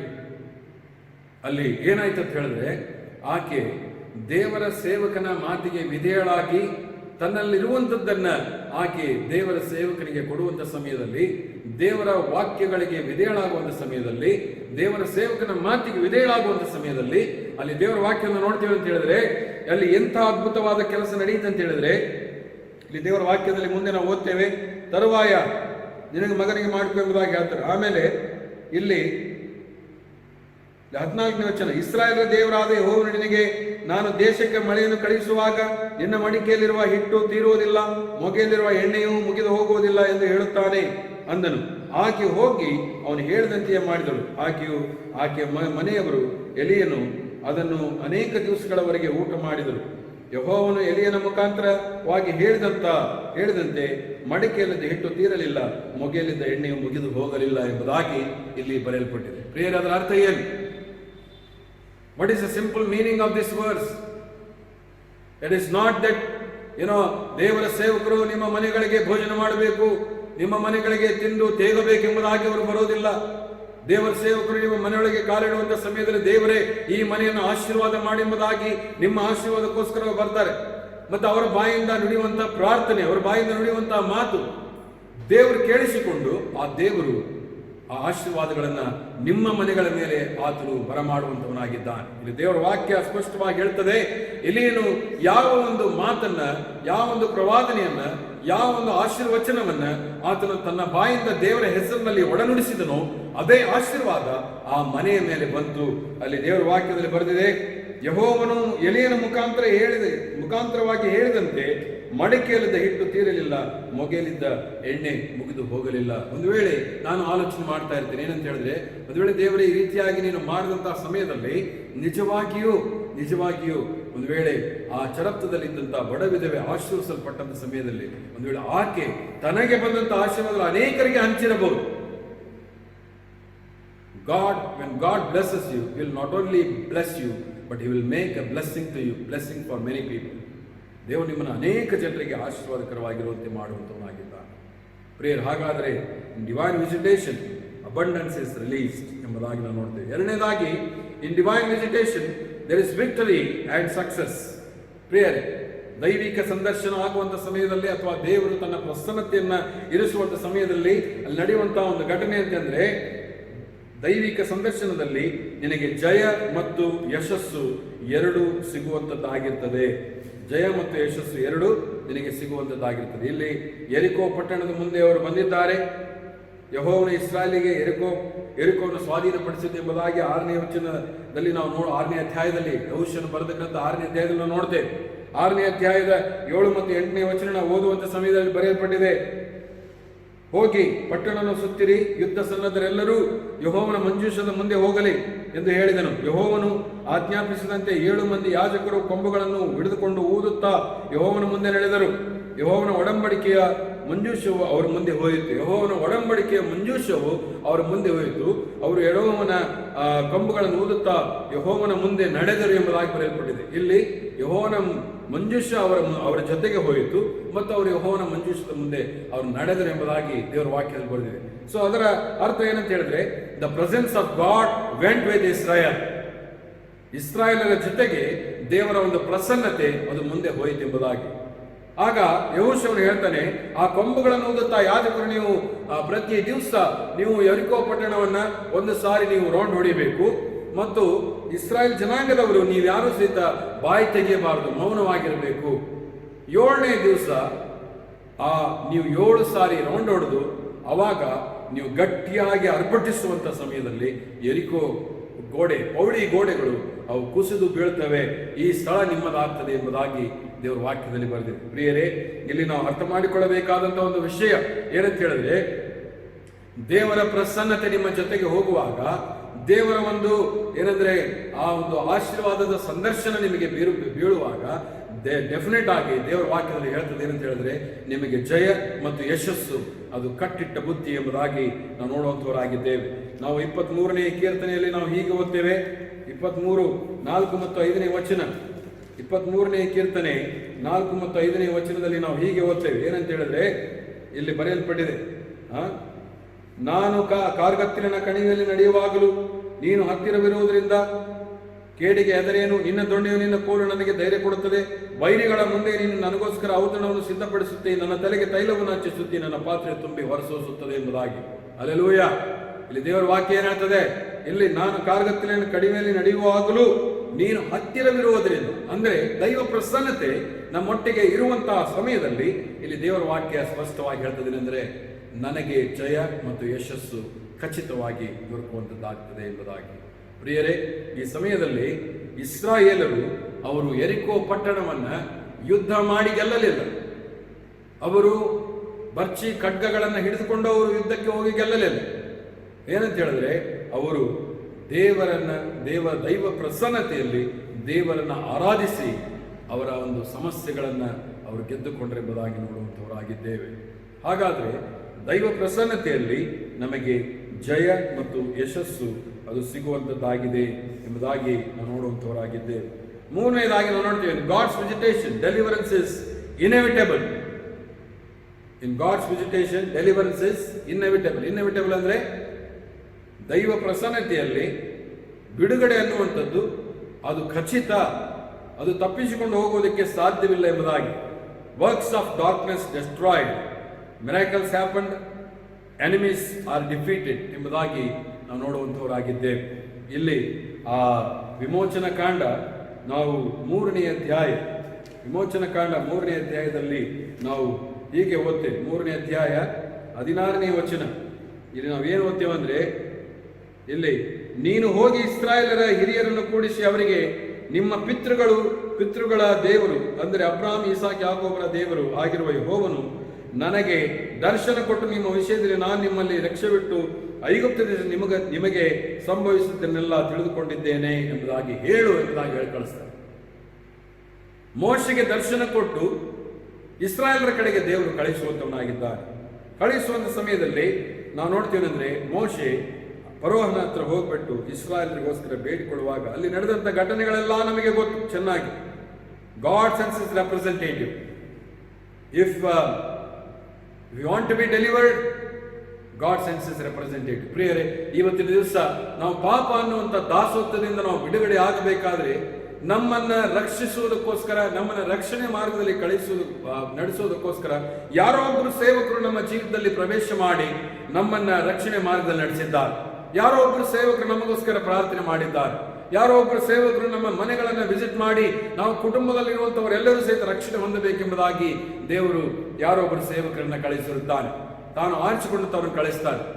ಈಗ ನಾವು ದೇವರ ಆಲಯದಲ್ಲಿ ಹೋಗುವಂತ ಸಮಯದಲ್ಲಿ ದೇವರು ಆದುಕೊಂಡಂತ ಅಭಿಷಿಕ್ತರಲ್ಲಿ ಪ್ರಸಂಗ ಮಾಡುವಂತ ಸಮಯದಲ್ಲಿ ಒಂದು ವೇಳೆ ಅವರ ಮೂಲಕವಾಗಿ ಬರುವಂತ ವಾಕ್ಯಗಳು, ದೇವರ ವಾಕ್ಯಗಳು ನಮ್ಮ ಹೃದಯವನ್ನು ಛೇದಿಸಿ, ಈ ಬಾಯಿ ಕತ್ತಿ ಆಗಿರುವಂತಹ ವಾಕ್ಯಗಳು ನಮ್ಮ ಹೃದಯಗಳನ್ನು ಛೇದಿಸಿ ನಮ್ಮ ಹೃದಯದಲ್ಲಿ ಕಾರ್ಯ ಸಾಧಿಸಿ ನಾವು ರಕ್ಷಣೆ ಹೊಂದುವಂತೆ ಅವು ಮಾಡುವಂತವುಗಳಾಗಿವೆ. ಅದಕ್ಕಾಗಿ ಪ್ರಿಯರೇ, ದೇವರ ವಾಕ್ಯವನ್ನು ನೋಡ್ತೇವೆ ಅಂದ್ರೆ ದೇವರು ಮತ್ತು ಮನುಷ್ಯರ ಮಧ್ಯದಲ್ಲಿ ಮಧ್ಯವರ್ತಿಯಾಗಿ ಯೇಸು ಕ್ರಿಸ್ತ ನಿಂತುಕೊಂಡು ಆತನು ಮನುಷ್ಯರೆಲ್ಲರೂ ರಕ್ಷಣೆ ಹೊಂದಬೇಕೆಂಬುದಾಗಿ 2000 ವರ್ಷಗಳಿಂದ ಕಾರ್ಯ ಮಾಡಿದ. ಮೋಶೆ ಕಾಲದಲ್ಲಿ ಇಸ್ರಾಯೇಲರಿಗೆ ಆ ದಾಸತ್ವದಿಂದ ಬಿಡುಗಡೆಯಾಗಿ ಆ ದಾಸತ್ವದಿಂದ ಅವರು ಹೊರಗೆ ಬರಬೇಕೆಂಬುದಾಗಿ ಮೋಶೆಯನ್ನ ದೇವರು ಆತನು ಕಳಿಸುವಂತವನಾಗಿದ್ದಾನೆ. ಮೋಶೆಯನ್ನ ದೇವರು ಕಳಿಸುವಂತವನಾಗಿದ್ದಾನೆ. 4ನೇ ಅಧ್ಯಾಯ 31ನೇ ವಚನದಲ್ಲಿ ನಾವು ಹೀಗೆ ನೋಡ್ತೇವೆ. 4ನೇ ಅಧ್ಯಾಯ 31ನೇ ವಚನ, ಯೆಹೋವನು ತಮ್ಮನ್ನು ಕಟಾಕ್ಷಿಸಿ ತಮ್ಮ ದುರವಸ್ಥೆಯನ್ನು ಮನಸ್ಸಿಗೆ ತಂದುಕೊಂಡನೆಂಬುದನ್ನು ಇಸ್ರಾಯೇಲರು ಕೇಳಿದಾಗ ತಲೆಬಾಗಿ ನಮಸ್ಕರಿಸಿದರು ಎಂಬುದಾಗಿ ಬರೆಯಲ್ಪಟ್ಟಿದೆ. ದೇವರು ನಮ್ಮ ದುರವಸ್ಥೆಯನ್ನ ನೋಡಿ ಆತನು ಕಟಾಕ್ಷಿಸುವಂತವನಾಗಿದ್ದಾನೆ. ಹಲ್ಲೆಲೂಯ. ಇಲ್ಲಿ ದೇವರ ವಾಕ್ಯ ಗಾಡ್ ಸೆನ್ಸ್ ಇಸ್ ರೆಪ್ರೆಸೆಂಟೇಟಿವ್. ಆಮೇಲೆ God enables with his power, God empowers with his might ಎಂಬುದಾಗಿ ನಾವು ನೋಡ್ತೇವೆ. ಏನಪ್ಪ ಮುಂದೆ ನಡೆದಂತ ಒಂದು ಘಟನೆಯನ್ನು ನೋಡುವಂತ ಸಮಯದಲ್ಲಿ ನಾವು ಅದೇ ವಿಮೋಚನ ಕಾಂಡ 14ನೇ ಅಧ್ಯಾಯ 13 ಮತ್ತು 14ನೇ ವಚನದಲ್ಲಿ ನಾವು ನೋಡ್ತೇವೆ. 13 ಮತ್ತು 14ನೇ ವಚನ ಅಲ್ಲಿ ಬಹಳ ಸುಂದರವಾದಂತಹ ಒಂದು ವಚನ ಇದೆ. 13 ಮತ್ತು 14ನೇ ವಚನದಲ್ಲಿ ನಾವು ನೋಡ್ತೇವೆಂದ್ರೆ, ಆದರೆ ಮೋಶೆ ಆ ಜನರಿಗೆ, ನೀವು ಅಂಜಬೇಡ್ರಿ, ಸುಮ್ಮನೆ ನಿಂತುಕೊಂಡಿದ್ದು ಯೆಹೋವನಿಗೆ ಹೊತ್ತು ನಿಮ್ಮನ್ನು ರಕ್ಷಿಸುವ ರೀತಿಯನ್ನು ನೋಡಿರಿ. ಈ ಹೊತ್ತು ನೋಡುವ ಐಗುಪ್ತರನ್ನು ಇನ್ನು ಮುಂದೆ ಎಂದಿಗೂ ನೋಡುವುದಿಲ್ಲ. ಯೆಹೋವನೇ ನಿಮಗಾಗಿ ಯುದ್ಧ ಮಾಡುವನು, ನೀವಂತೂ ಸುಮ್ಮನೆ ಇರ್ರಿ ಎಂದು ಹೇಳಿದನು. Hallelujah. In divine visitation, deliverance is inevitable. You cannot escape from the victory. You cannot escape from the powerful deliverance of God. ಇಲ್ಲಿ ದೇವರು ಪ್ರಸನ್ನತನಾಗುವಂಥ ಸಮಯದಲ್ಲಿ ಡೆಫಿನೆಟ್ ಆಗಿ ನಮಗೆ ಖಚಿತವಾಗಿಯೂ ನಮಗೆ ಬಿಡುಗಡೆ ಸಿಗುವಂಥದ್ದಾಗಿದೆ. ಇಲ್ಲಿ ದೇವರ ವಾಕ್ಯ ಹೇಳ್ತದೆ ಅದೇ ರೀತಿಯಾಗಿ ನಡೆಯಿತು. ಇಲ್ಲಿ ನಾವು ನೋಡ್ತೀವಿ, God fights for you. His promise, He promises His protection, He promises His provision, He promises His prosperity ಎಂಬುದಾಗಿ ನೋಡ್ತೇವೆ. ಆ ದೇವರು ಮೋಶೆಗೆ ಹೇಳ್ತಾನೆ, ಈ ಜನರು ಬಂದು ಆತನ ಹತ್ತಿರ ಮೊರೆ ಇಡ್ತಾ ಇದ್ದಾರೆ, ಗುಣಗುಡ್ತಾ ಇದ್ದಾರೆ. ನಾವು ಐಗುಪ್ತದಲ್ಲಿ ಇದ್ರೆ ನಾವು ಇಲ್ಲಿ ಸಾಯೋದಕ್ಕೋಸ್ಕರ ನಮ್ಮನ್ನು ಕರೆದುಕೊಂಡು ಬಂದ್ಯಾ, ಅಲ್ಲಿ ಚೆನ್ನಾಗಿದ್ವಿ, ದಾಸತ್ವದಲ್ಲಿ ಇದ್ದರೂ ಸಹಿತ ನಾವು ಚೆನ್ನಾಗಿದ್ವಿ ಎಂಬುದಾಗಿ ಇವರು ಮೊರೆ ಇಡುವಂಥ ಸಮಯದಲ್ಲಿ ಮೋಶೆಗೆ ದೇವರು ಹೇಳ್ತಾರೆ, ನನ್ನ ಕೈಯಲ್ಲಿರುವಂಥ ಕೋಲನ್ನು ಚಾಚಿ ಎಂಬುದಾಗಿ ಹೇಳುವಾಗ ಈ ಸಮುದ್ರ ಇಬ್ಬಾಗವಾಗಿ ಒಣನೆಲದಲ್ಲಿ ಅವರು ನಡೆದು ಹೋದ್ರು ಎಂಬುದಾಗಿ ಬರೆಯಲ್ಪಟ್ಟರು. ಪ್ರಿಯರೇ, in divine visitation the deliverance is inevitable. ದೇವರು ನಿಮ್ಮನ್ನು ಬಿಡುಗಡೆ ಮಾಡುವಂಥದ್ದು ಖಚಿತ ಎಂಬುದಾಗಿ ನಾವು ನೋಡುವಂಥವರಾಗಿದ್ದೇವೆ. ಪ್ರಿಯರೇ, ಇವತ್ತಿನ ದಿವಸ ನಾವು ದೇವರ ಪ್ರಸನ್ನತೆಯಲ್ಲಿ ಬರುವಾಗ ನಮಗೆ ನಿಜವಾಗಿಯೂ ದೇವರೇ, ನಾವು ಅಂತ ಒಂದು ನಂಬಿಕೆಯಿಂದ ದೇವರೇ ನಮ್ಮನ್ನ ಇಂಥ ಒಂದು ಪಾಪದ ದಾಸತ್ವವಾಗಲಿ, ಬಡತನದ ದಾಸತ್ವವಾಗಲಿ, ಲೋಕದ ದಾಸತ್ವವಾಗಲಿ, ಲೋಕದಾಶೆ, ಕಣ್ಣಿನಾಶೆ, ಬದುಕು ಬಾಯಿ ಡಂಬ ಇವುಗಳ ದಾಸತ್ವ ಆಗಲಿ, ಅಥವಾ ನಮಗೆ ಯಾವುದಾದ್ರೂ ಕೆಟ್ಟ ಚಟಗಳ ದಾಸತ್ವ ಆಗಲಿ, ಅಥವಾ ನಮ್ಮ ಕುಟುಂಬಗಳಲ್ಲಿರುವಂತಹ ಕೊರತೆಯ ದಾಸತ್ವ ಆಗಲಿ, ಇಂಥ ಅನೇಕ ದಾಸತ್ವಗಳಿಂದ ನಮ್ಮನ್ನು ಬಿಡುಗಡೆ ಮಾಡುವುದಕ್ಕೆ ದೇವರು ಶಕ್ತನಾಗಿದ್ದಾನೆ. When God visits you, deliverance is inevitable. ದೇವರು ನಿಮ್ಮನ್ನು ಭೇಟಿ ಕೊಡುವಾಗ ಬಿಡುಗಡೆ ಖಚಿತ ಎಂಬುದಾಗಿ ನಾವು ನೋಡುವಂಥವರಾಗಿದ್ದೇವೆ. ಮತ್ತೆ ನಾವು ಇನ್ನೊಂದು ನೋಡ್ತೇವೆ, ಇನ್ನೊಂದು ವಿಷಯ. In divine visitation God's enemies are destroyed. ದೈವಿಕ ಪ್ರಸನ್ನತೆಯಲ್ಲಿ ನಾವು ಬರುವಂತಹ ಸಮಯದಲ್ಲಿ ದೇವರು ವೈರಿಗಳನ್ನ ನಾಶ ಮಾಡುವಂತವನಾಗಿದ್ದಾನೆ. ವೈರಿಗಳನ್ನು ನಾಶ ಮಾಡುವಂತವನಾಗಿದ್ದಾನೆ. ದೇವರ ವಾಕ್ಯ ಹೇಳ್ತದೆ 1 ಸಮುವೇಲ 17ನೇ ಅಧ್ಯಾಯ 26, 27ನೇ ವಚನ. 1 ಸಮುವೇಲ 17ನೇ ಅಧ್ಯಾಯ 26 ಮತ್ತು 27ನೇ ಅಧ್ಯಾಯ 27ನೇ ವಚನ, 26ನೇ ವಚನ ಮತ್ತು 47ನೇ ವಚನ. ಇಲ್ಲಿ ನಾವೇನಂತ ಓದ್ತೀವಿ ನೋಡು. 26ನೇ ವಚನ ಏನಂತ ಬರೆದಿದೆ? ಜೀವಸ್ವರೂಪನಾದ ದೇವರ ಸೈನ್ಯವನ್ನು ಹೀಯಾಳಿಸುವುದಕ್ಕೆ ಸುನ್ನತಿ ಇಲ್ಲದ ಈ ಫಿಲಿಸ್ಟಿಯನು ಎಷ್ಟರವನು? ಇವನನ್ನು ಕೊಂದು ಇಸ್ರಾಯೇಲರಿಗೆ ಬಂದಿರುವ ನಿಂದೆಯನ್ನು ತೆಗೆದು ಹಾಕುವವನಿಗೆ ಸಿಕ್ಕುವುದೇನೆಂದು ಹೇಳಿದಿರಿ ಎಂದು ತನ್ನ ಬಳಿಯಲ್ಲಿ ನಿಂತಿದ್ದ ಮನುಷ್ಯರನ್ನು ಕೇಳಲು ಅವರು ಹೇಳ್ತಾರೆ. ಯಾರು ಈ ಮಾತನ್ನ? ದಾವೀದನು ಹೇಳ್ತಾ ಇದ್ದಾನೆ. ಫಿಲಿಸ್ಟಿಯರ ಒಂದು ಗುಂಪು, ಫಿಲಿಸ್ಟಿಯರ ಒಂದು ಸೈನ್ಯ, ಇಸ್ರಾಯೇಲರ ಒಂದು ಜನರ ಗುಂಪು, ಒಬ್ಬ ಗೊಲ್ಯಾತನನ್ನುವಂಥವನು ಒಬ್ಬನು ನಿಂತುಕೊಂಡು ಇಸ್ರಾಯೇಲರನ್ನ ಭಯಪೀಡಿತನನ್ನಾಗಿ ಮಾಡುವಂತೆ ಮಾಡ್ತಾ ಇರ್ತಾನೆ. ಆ ಸಮಯದಲ್ಲಿ ಈ ಒಬ್ಬ ಚಿಕ್ಕ ಪೋರನಾದಂತಹ ದಾವೀದನು, ಚಿಕ್ಕ ಹುಡುಗ ದಾವೀದನು ಕುರಿಗಳನ್ನು ಕಾಯಿಸಿಕೊಳ್ಳುತ್ತಾ ಇರುವಂಥವನು. ಯುದ್ಧ ವೀರನಲ್ಲ ಆತನು.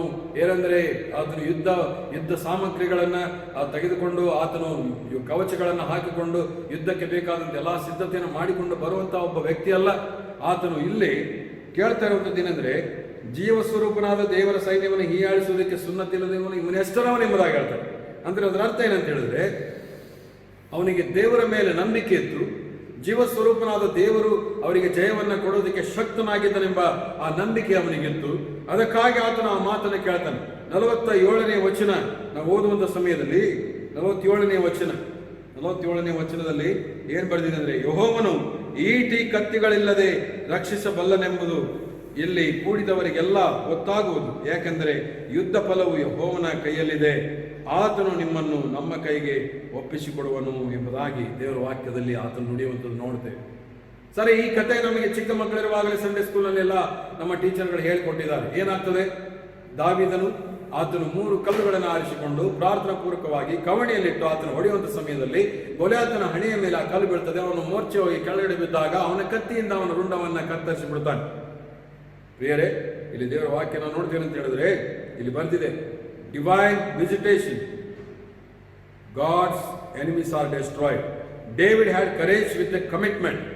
ನಾವು ಸಮರ್ಪಣೆ ತುಂಬಿದಂಥ ಧೈರ್ಯದಿಂದ, ಯಾವಾಗ ಧೈರ್ಯ ತುಂಬಿದಂಥ ಸಮರ್ಪಣೆಯಲ್ಲಿ ನಾವು ಯಾವಾಗ ಇರ್ತೀವೋ ಆಗ ದೇವರು ನಮ್ಮನ್ನು ಆಶೀರ್ವಾದ ಮಾಡುವಂಥವನಾಗಿದ್ದಾನೆ. ಡೇವಿಡ್ ಹ್ಯಾಡ್ ಕಾನ್ಕರಿಂಗ್ ಕಾನ್ಷಿಯಸ್, ಅಂದರೆ ದಾವೀದನಿಗೆ ಗೆಲ್ಲುವಂಥ ಮನಸ್ಸಾಕ್ಷಿ ಇತ್ತು. ಇವತ್ತಿನ ದಿವಸ ಅನೇಕರು ಗೆಲ್ಲುವಂಥ ಮನಸ್ಸಾಕ್ಷಿಯನ್ನು ಕಳೆದುಕೊಳ್ತಾರೆ. ನಮ್ಮ ಮುಂದೆ ಗೊಲ್ಯಾತನ ಹಾಗೆ ಯಾವುದಾದ್ರೂ ಒಂದು ಸಮಸ್ಯೆ ಬಂದು ನಿಂತಿದೆ ಅಂತ ಹೇಳುವಾಗ, ಸಾಲದ ಹೊರೆ ಆಗಲಿ, ಬಡತನದ ಕೊರತೆ ಆಗಲಿ, ಅಥವಾ ಅನಾರೋಗ್ಯ, ನಮಗೆ ಯಾವುದಾದ್ರೂ ಒಂದು ಕಾಯಿಲೆ ಇದೆ ಎಂಬುದಾಗಿ ಹೇಳುವಾಗ ಅದೇ ದೊಡ್ಡ ಒಂದು ಗೊಲ್ಯಾತನ ಹಾಗೆ ಆತನನ್ನು ನಾವು ನೋಡ್ತಾ ಇರ್ತೇವೆ. ಆತ ನಮಗೆ ಭಯಪಡಿಸ್ತಾ ಇರ್ತಾನೆ.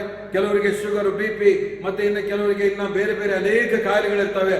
ಆ ಕಾಯಿಲೆಗಳಿದ್ದಾವೆ ಎಂಬುದಾಗಿ ಆಗುವಂಥ ಸಮಯದಲ್ಲಿ ಅವರ ಮನಸ್ಸಿನಲ್ಲಿ ನಾನು ಕಾಯಿಲೆ, ನನಗೆ ಕಾಯಿಲೆ ಇದೆ, ನನಗೆ ಕಷ್ಟ ಇದೆ, ನನಗೆ ಕಾಯಿಲೆ ಇದೆ, ನನಗೆ ಕಷ್ಟ ಇದೆ ಎಂಬುದಾಗಿ ಯಾವಾಗಲೂ ಹೇಳಿಕೊಂಡು ಆ ಕಾಯಿಲೆ ಎಂಬ ಗೊಲ್ಯಾತನಿಗೆ ಭಯಪಡ್ತಾ ಇರ್ತಾರೆ. ಬಡತನ ಅನ್ನುವಂಥ ಗೊಲ್ಯಾತನಿಗೆ ಅವರು ಭಯಪಡ್ತಾ ಇರ್ತಾರೆ. ಶೋಧನೆ ಅನ್ನುವಂಥ ಗೊಲ್ಯಾತನಿಗೆ ಅವರು ಭಯಪಡ್ತಾ ಇರ್ತಾರೆ. ಸಮಾಜದ ನಿಂದೆ ಅಪಮಾನಗಳಿಗೆ ಅವರು ಭಯಪಡ್ತಾ ಇರ್ತಾರೆ. ಇಲ್ಲಿ ದೇವರ ವಾಕ್ಯ ಆಗ್ತದೆ ಅಂತ ಹೇಳಿದ್ರೆ, ನಿನಗೆ ಸಮರ್ಪಣೆ ತುಂಬಿದಂಥ ಧೈರ್ಯ ನಿನ್ನಲ್ಲಿ ಇದ್ದು ದೇವರನ್ನು ಬೇಡಿಕೊಳ್ಳೋದಾದರೆ ಅದರಿಂದ ಬಿಡುಗಡೆ ಆತನು ಕೊಡುವಂಥವನಾಗಿದ್ದಾನೆ. ಅದರಿಂದ ಆತನು ನಿನ್ನ ವೈರಿಯನ್ನು ನಾಶ ಮಾಡುವಂಥವನಾಗಿದ್ದಾನೆ. ನಿನಗೆ ಜಯ ಹೊಂದುವಂಥ ಮನಸ್ಸಾಕ್ಷಿ ಇರುವುದೇ ಆದರೆ ನೀನು ಜಯಿಸುವುದಕ್ಕೆ ನೀನು ಸಾಧ್ಯ ಇದೆ. David had complete confidence on god. ದಾವೀದನಿಗೆ ದೇವರ ಮೇಲೆ ಸಂಪೂರ್ಣವಾದ ಭರವಸೆ ಇತ್ತು ಎಂಬುದಾಗಿ ನಾವು ನೋಡುವಂಥವರಾಗಿದ್ದೇವೆ. ಹಲ್ಲೆಲೂಯಾ. ಹಾಗಾದ್ರೆ in divine visitation God's enemies are destroyed ಎಂಬುದಾಗಿ. ಕೊನೆಯದಾಗಿ ನಾವು ನೋಡ್ತೇವೆ ಅಂದರೆ, in divine visitation there is divine restoration. ದೈವಿಕ ಸಂದರ್ಶನದಲ್ಲಿ ದೈವಿಕ ಒಂದು ಮಹಾ ರಿಲೀಫ್ ಎಂಬುದಾಗಿ ನೋಡ್ತೇವೆ. ರೆಸ್ಟೋರೇಷನ್ ಅಂತ ಹೇಳಿದ್ರೆ ಅವರು ಕಳೆದುಕೊಂಡದ್ದನ್ನು ತಿರುಗಿ ಪಡ್ಕೊಳ್ಳುವಂತೆ ಮಾಡುವಂಥ ಒಂದು ಸಮಯ. ನಾವೇನು ಕಳೆದುಕೊಂಡಿದ್ದೇವೋ ಅದನ್ನು ತಿರುಗಿ ಕೊಡುವಂಥ ಸಮಯ. He will restore you back to the prosperity. He will restore you back to the health. He will restore you back to your joy and happiness. God's visitation. in divine visitation, there is restoration. There is restoration from all kinds of defeated life. ಹಾಗಾದ್ರೆ ಇಲ್ಲಿ ನಾವು ನೋಡ್ತೇವೆ ದಾನಿಯೇಲನ ಗ್ರಂಥ 3ನೇ ಅಧ್ಯಾಯವನ್ನು ನೋಡ್ತೇವೆ, 6ನೇ ಅಧ್ಯಾಯವನ್ನು ನೋಡ್ತೇವೆ. ಶದ್ರಕ್, ಮೇಷಕ್, ಅಬೇದ್ನೆಗೋ ಅನ್ನುವಂಥವರು ಅಲ್ಲಿ ಒಂದು ನಂಬಿಕೆಯ ಪರೀಕ್ಷೆಯಲ್ಲಿ ನಡೆಯುವಂಥದ್ದಾಗಿರ್ತದೆ. ಅಲ್ಲಿ ಏನಂತ ಹೇಳಿದ್ರೆ ಅವರ ನಂಬಿಕೆಗೆ ಒಂದು ಬೆಂಕಿಯಲ್ಲಿ ಪುಟಕ್ಕೆ ಹಾಕಿ ಶೋಧಿಸುವಂತಹ ಒಂದು ನಂಬಿಕೆಯ ಪರೀಕ್ಷೆಯಲ್ಲಿ ನಡೀತದೆ. ಅಲ್ಲಿ ನೆಬೂಕದ್ನೆಚ್ಚರನು ಒಂದು ಪ್ರತಿಮೆಯನ್ನ ಸ್ಥಾಪಿಸಿ, ದಾನಿಯೇಲನ ಬರೆದ ಗ್ರಂಥ 3ನೇ ಅಧ್ಯಾಯದಲ್ಲಿ ನಾವು ನೋಡ್ತೀವಿ ಅಂದ್ರೆ ಒಂದು ಪ್ರತಿಮೆಯನ್ನ ಸ್ಥಾಪಿಸಿ ಅವ್ರು ಹೇಳ್ತಾರೆ, ಇದಕ್ಕೆ ನೀನು ಅಡ್ಡ ಬೀಳಬೇಕು, ಅಡ್ಡ ಬೀಳಬೇಕೆಂಬುದಾಗಿ ಹೇಳುವಾಗ 3ನೇ ಅಧ್ಯಾಯ 16ನೇ ವಚನ, ಇದನ್ನು ಕೇಳಿ ಶದ್ರಕ್, ಮೇಷಕ್, ಅಬೇದ್ನೆಗೋ ಎಂಬವರು ರಾಜನಿಗೆ, ನೆಬೂಕದ್ನೆಚ್ಚರನೇ, ಈ ವಿಷಯದಲ್ಲಿ ನಾವು ನಿನಗೆ ಏನು ಹೇಳಬೇಕಾಗಿಲ್ಲ. ಅರಸನೇ, ನಾವು ಸೇವಿಸುವ ದೇವರಿಗೆ ಚಿತ್ತವಿದ್ದರೆ ಆತನು ದಗದಗನೆ ಉರಿಯುವ ಆದಿಗೆಯೊಳಗಿಂದ ನಮ್ಮನ್ನು ಬಿಡಿಸಬಲ್ಲನು, ಹೇಗೂ ನಿನ್ನ ಕೈಯಿಂದ ನಮ್ಮನ್ನು ಬಿಡಿಸುವನು. ಚಿತ್ತವಿಲ್ಲದಿದ್ದರೂ ರಾಜನೇ, ಇದು ನಿನಗೆ ತಿಳಿದಿರಲಿ, ನಾವು ನಿನ್ನ ದೇವರುಗಳನ್ನ ಸೇವಿಸುವುದಿಲ್ಲ ಎಂಬುದಾಗಿ ಆತನು ಹೇಳುವಂತವನಾಗಿದ್ದಾನೆ.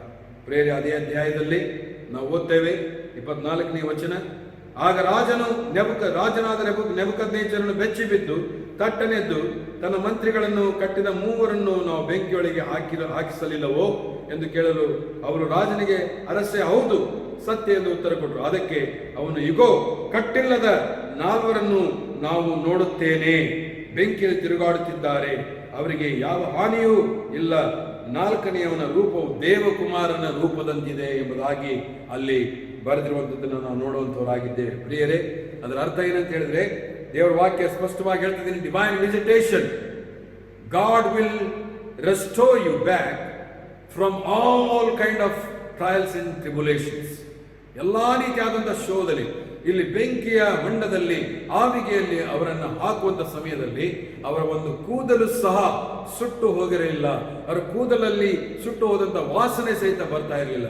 ಯಾಕೆಂದ್ರೆ ದೇವರು ಅವರನ್ನ ರಕ್ಷಿಸುವುದಕ್ಕೋಸ್ಕರ ತನ್ನ ಪ್ರಸನ್ನತೆಯಿಂದ ಆ ಬೆಂಕಿಯ ಆವಿಗೆಯೊಳಗೆ ಆತನು ಕಾಣಿಸಿಕೊಂಡೆಂಬುದಾಗಿ ನೋಡ್ತೇವೆ. 4ನೇಯವನ ರೂಪವು ಅದು ಮನುಷ್ಯ ಕುಮಾರನ ರೂಪದಂತಿತ್ತು ಎಂಬುದಾಗಿ. ಪ್ರಿಯರೇ, ದೈವಿಕ ಸಂದರ್ಶನದಲ್ಲಿ ದೇವರು ನಮ್ಮನ್ನ ಕಳೆದುಕೊಂಡಂತ ಆ ಒಂದು ಎಲ್ಲವನ್ನೂ ಸಹಿತ ನಮಗೆ ತಿರುಗಿ ಆತನು ಕೊಡುವಂತವನಾಗಿದ್ದಾನೆ. ಮುಂದಿನ ಅಧ್ಯಾಯವನ್ನು ಹಾಗೆ ನಾವು ಓದುವಂತ ಸಮಯದಲ್ಲಿ ಶದ್ರಕ್, ಮೇಷಕ್, ಅಬೇದ್ನೆಗೋಗಳನ್ನ ದೇವರು ಅವರು ಮೇಲಕ್ಕೆತ್ತಿ ಅವನು ಎಷ್ಟೋ ಸನ್ಮಾನಿಸುವಂತವನಾಗಿದ್ದಾನೆ. ದಾನಿಯೇಲನ ಗ್ರಂಥ 6ನೇ ಅಧ್ಯಾಯದಲ್ಲಿ ಸಹ ಇಂತಹ ಒಂದು ಘಟನೆ ನಡೀತದೆ. ಅಲ್ಲಿ ದಾರ್ಯಾವೇಶನು ಆತನು ಏನಂದ್ರೆ ಅವನಿಗೆ ಮಾತ್ರ ಅಡ್ಡ ಬಿದ್ದು ಪ್ರಾರ್ಥನೆ ಮಾಡಬೇಕು ಎಂಬುದಾಗಿ ಅಲ್ಲಿರುವಂತಹ ಕುಯುಕ್ತಿಯುಳ್ಳಂತ ಜನರು, ಅಧಿಕಾರಿಗಳು ಆ ರೀತಿಯಾದಂತಹ ಆಜ್ಞೆ ಹೊರಡಿಸುವಂತ ಸಮಯದಲ್ಲಿ ದಾನಿಯೇಲನನ್ನ ಸಿಂಹಗಳ ಗವಿಯಲ್ಲಿ ಹಾಕುವುದಕ್ಕೆ ದಾರ್ಯಾವೇಶನಿಗೆ ಎಷ್ಟು ಮಾತ್ರ ಇಷ್ಟ ಇರುವುದಿಲ್ಲ.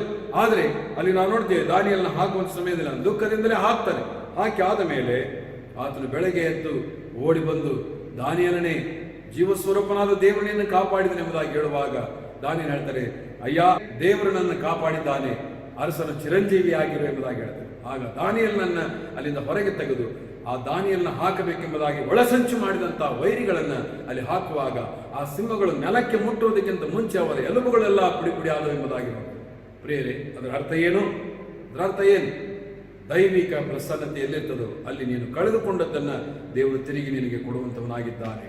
ಇಲ್ಲಿ ದೇವರ ವಾಕ್ಯ ಹೇಳ್ತದೆ, ದಾನಿಯೇಲನ ಮೇಲೆ ಕೆತ್ತಿದ ಮೇಲೆ ಆತನೊಬ್ಬ ದೊಡ್ಡ ಏನಂದ್ರೆ ಮಂತ್ರಿಯಾದ, ದೊಡ್ಡ ಒಬ್ಬ ಅಧಿಕಾರಿಯಾದ ಎಂಬುದಾಗಿ ದೇವರ ವಾಕ್ಯ ನೋಡ್ತೇವೆ. ದಾರ್ಯಾವೇಶನ ಆ ಸಮಯದಲ್ಲಿ ಒಂದು ಮಾತನ್ನು ಹೇಳ್ತಾನೆ, ಇನ್ನು ಮೇಲೆ ದಾನಿಯೇಲನ ದೇವರನ್ನೇ ಎಲ್ಲರೂ ಆರಾಧಿಸಬೇಕೆಂಬುದಾಗಿ ಒಂದು ಪ್ರಕಟಣೆ ಆತನು ಮಾಡುವಂತವನಾಗಿದ್ದಾನೆ. ಪ್ರಿಯರೇ, ಹಾಗಾದ್ರೆ ದೈವಿಕ ಸಂದರ್ಶನ ಇದು ಬಹಳ ಪ್ರಾಮುಖ್ಯ. ದೈವಿಕ ಸಂದರ್ಶನ ಬಹಳ ಪ್ರಾಮುಖ್ಯ. Now we need to have divine visitation. Either we have to visit God or we have to ask God to visit us. If God is not visiting us or we are not visiting Him, then definitely our lives are ruined. ನಾವು ಹಾಳಾಗಿ ಹೋಗ್ತಾ ಇದ್ದೇವೆ ಎಂಬುದರ ಅರ್ಥ.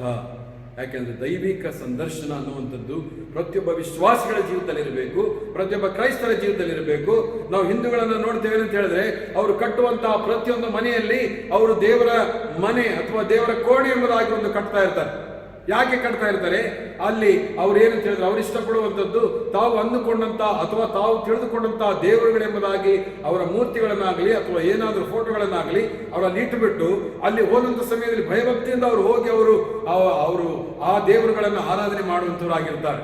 ಒಂದು ವೇಳೆ ಅವರು ನಿಜ ದೇವರನ್ನ ಆರಾಧನೆ ಮಾಡ್ತಾ ಇದ್ರು, ಸುಳ್ಳು ದೇವರನ್ನ ಆರಾಧನೆ ಮಾಡ್ತಾ, ಆ ಪ್ರಶ್ನೆ ನಮಗೆ ಬೇಕಾಗಿಲ್ಲ. ಆದರೆ ಅವರಲ್ಲಿ ಇರುವಂತಹ ಆ ಒಂದು ತಿಳುವಳಿಕೆ ಏನಂದ್ರೆ, ಪ್ರತಿನಿತ್ಯ ನಾನು ದೇವರನ್ನ ಸಂದರ್ಶಿಸಬೇಕೆಂಬುದಾಗಿ. ಎಷ್ಟು ಕ್ರೈಸ್ತ ಮನೆಗಳಲ್ಲಿ ಇವತ್ತಿನ ದಿವಸ ಪ್ರಾರ್ಥನೆಯ ಕೋಣೆಗಳಿವೆ. ಎಷ್ಟು ಕ್ರೈಸ್ತ ಮನೆಗಳಲ್ಲಿ ಇವತ್ತಿನ ದಿವಸ ಹೊಸ ಮನೆ ಕಟ್ಟುವಂತ ಸಮಯದಲ್ಲಿ ಇದು ಪ್ರಾರ್ಥನೆಯ ಕೋಣೆ ಎಂಬುದಾಗಿ ನಾವು ಕಟ್ಟಿಸ್ತೇವೆ. ಎಷ್ಟು ಕ್ರೈಸ್ತ ಮನೆಗಳಲ್ಲಿ ಇವತ್ತಿನ ದಿವಸ ದೈವಿಕ ಸಂದರ್ಶನದ ಸಮಯ ಇದು ನೀನು ದೈವಿಕ ಸಂದರ್ಶನ ನಾವು ಮಾಡಿಕೊಡೋದಕ್ಕೋಸ್ಕರ, ದೇವರು ನನ್ನನ್ನು ಸಂದರ್ಶಿಸೋದಕ್ಕೋಸ್ಕರ ಒಂದು ನಿಗದಿಪಡಿಸಿದಂತ ಒಂದು ಪ್ರತ್ಯೇಕವಾದಂತಹ ಸ್ಥಳ ನನಗೆ ಬೇಕೆಂಬುದಾಗಿ ತೀರ್ಮಾನ ಮಾಡಿ ಎಷ್ಟು ಕ್ರೈಸ್ತ ಕುಟುಂಬಗಳಿವೆ.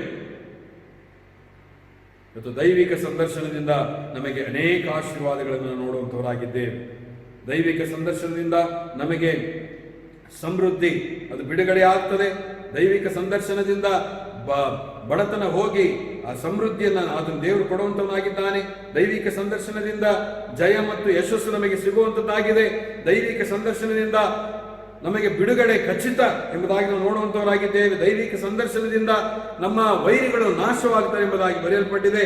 ದೈವಿಕ ಸಂದರ್ಶನದಿಂದ ನೀನು ಕಳೆದುಕೊಂಡದ್ದನ್ನು ದೇವರು ನಿನಗೆ ತಿರುಗಿ ಕೊಡುವಂತವನಾಗಿದ್ದಾನೆ. ಪ್ರಿಯರೇ, ಇವತ್ತಿನ ದಿವಸ ಈ ಸಂದೇಶವನ್ನು ಕೇಳುವಂತ ನಿಮಗೆ ನಾನು ಕಳಕಳಿಯಿಂದ ಬೇಡಿಕೊಳ್ಳುವಂತ ಒಂದು ವಿಷಯ ಅಂತ ಹೇಳಿದ್ರೆ, ನೀನು ಪ್ರತಿನಿತ್ಯವೂ ದೈವ ಸಂದರ್ಶನಕ್ಕೋಸ್ಕರ ಸಮಯ ಕಳೀತಾ ಇದೆಯಾ? ಅಥವಾ ದೇವರು ನಿನ್ನ ಸನ್ನಿಧಾನದಲ್ಲಿ ಬರಬೇಕೆಂಬುದಾಗಿ ಅಪೇಕ್ಷೆ ಪಟ್ಟ ಒಂದು ಪ್ರತ್ಯೇಕವಾದ ಸ್ಥಳಕ್ಕೆ ನೀನು ಹೋಗಿ, ದೇವರೇ ಇವತ್ತು ನನ್ನನ್ನು ಸಂದರ್ಶಿಸು ಎಂಬುದಾಗಿ ನೀನು ಕೇಳ್ತಾ ಇದೆಯಾ? ದೇವರು ಸಂದರ್ಶಿಸಿದಂತ ಪ್ರತಿಯೊಂದು ಕ್ಷಣ, ಪ್ರತಿಯೊಂದು ಗಳಿಗೆ, ಪ್ರತಿಯೊಂದು ಸಮಯ, ಪ್ರತಿಯೊಂದು ಆ ಒಂದು ಸ್ಥಳ ಆಶೀರ್ವದಿಸಲ್ಪಡುವಂತದ್ದಾಗಿರ್ತದೆ. ಪ್ರತಿಯೊಬ್ಬ ವ್ಯಕ್ತಿ ಆಶೀರ್ವದಿಸಲ್ಪಡುವಂತವನಾಗ್ತಾನೆ. ಮತ್ತು ಕೇವಲ ಆಶೀರ್ವಾದ ಪಡಿಸುವಂತವನಾಗದೆ ಆತನ ಆಶೀರ್ವಾದ ನಿಧಿಯಾಗಿ ದೇವರ ಆತನನ್ನು ಮಾರ್ಪಡಿಸುವಂತವನಾಗಿದ್ದಾನೆ. ಎಲ್ಲ ಉದಾಹರಣೆಗಳನ್ನೇ ನೋಡ್ರಿ, ಎಲ್ಲಾ ಉದಾಹರಣೆಗಳಲ್ಲಿಯೂ ಸಹಿತ ದೇವರು ಸಂದರ್ಶನ ಕೊಟ್ಟಂತಹ ವ್ಯಕ್ತಿಗಳು ಆಶೀರ್ವಾದ ಹೊಂದಿದ್ದು ಮಾತ್ರವಲ್ಲದೆ ಆಶೀರ್ವಾದ ನಿಧಿಗಳಾಗಿ ಅವರು ಮಾರ್ಪಟ್ಟರು. ನೀನು ಇವತ್ತು ಆಶೀರ್ವಾದ ನಿಧಿಯಾಗಿ ಮಾರ್ಪಡೋದಕ್ಕೆ ಇಷ್ಟಪಡುತ್ತೀಯಾ?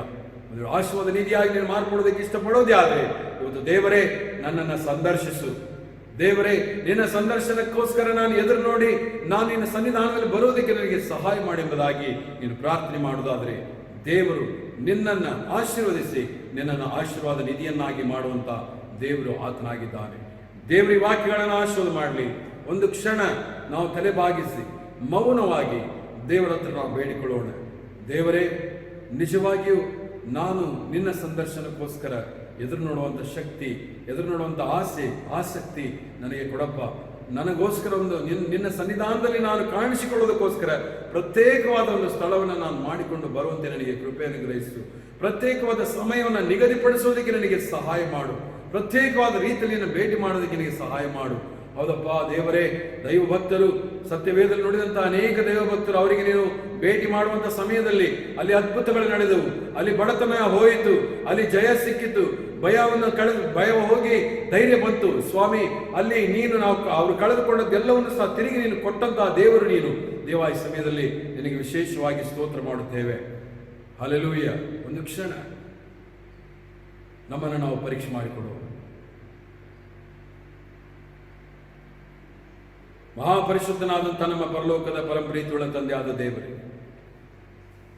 ಈ ದೈವ ಸಂದರ್ಶನದ 3ನೇ ಭಾಗವನ್ನು ಧ್ಯಾನ ಮಾಡಿಕೊಳ್ಳುವಂತೆ ನಮಗೆ ಕೃಪೆ ಕೊಟ್ಟು ಅದಕ್ಕಾಗಿ ಸ್ತೋತ್ರ. ದೇವಾಯ ಸಮಯದಲ್ಲಿ ವಿಶೇಷವಾಗಿ ನಿನ್ನ ವಾಕ್ಯಗಳನ್ನು ಕೇಳಿಸಿಕೊಂಡಂತ ಪ್ರತಿಯೊಬ್ಬ ನಿನ್ನ ಮಕ್ಕಳನ್ನು ಆಶೀರ್ವದಿಸು. ದೈವಿಕ ಸಂದರ್ಶನ ಪ್ರತಿಯೊಬ್ಬ ವಿಶ್ವಾಸಿಗಳ ಜೀವಿತದಲ್ಲಿ, ಪ್ರತಿಯೊಬ್ಬ ಕ್ರೈಸ್ತರ ಜೀವಿತದಲ್ಲಿ ಅದು ಬೇಕೆಂಬುದಾಗಿ ತವಕದಿಂದ ಅದನ್ನು ಎದುರು ನೋಡೋದಕ್ಕೆ ನೀನು ಕೃಪೆ ಅನುಗ್ರಹಿಸುವ. ವಾಕ್ಯ ಸಂದೇಶವನ್ನು ಕೇಳಿದಂತೆ ಎಲ್ಲ ನಿನ್ನ ಪ್ರಿಯ ಮಕ್ಕಳನ್ನು ವಿಶೇಷವಾಗಿ ನೀನು ಆಶೀರ್ವದಿಸಿ ಬಡತನದಿಂದ ಸಮೃದ್ಧಿಯ ಕಡೆಗೆ ನಡೆಸುವ ಸ್ವಾಮಿ. ಬಲಹೀನವಾದ ಜೀವಿತದಿಂದ ಬಲ ತುಂಬಿದಂಥ ಜೀವಿತದ ಕಡೆಗೆ ನಡೆಸು. ಸೋಲು ಎಂಬುದಾಗಿ ದೇವರೇ ಡಿಸ್ಟರ್ಬ್ ಆಗಿರುವಂಥ ಜನರಿಗೆ ಜಯದ ಕಡೆಗೆ ನಡೆಸು. ದೇವ, ನಿನ್ನ ಮಕ್ಕಳಿಗೆ ಎಲ್ಲ ಶೋಧನೆಯಿಂದ ಬಿಡುಗಡೆ ಕೊಟ್ಟು ಕಾಪಾಡು.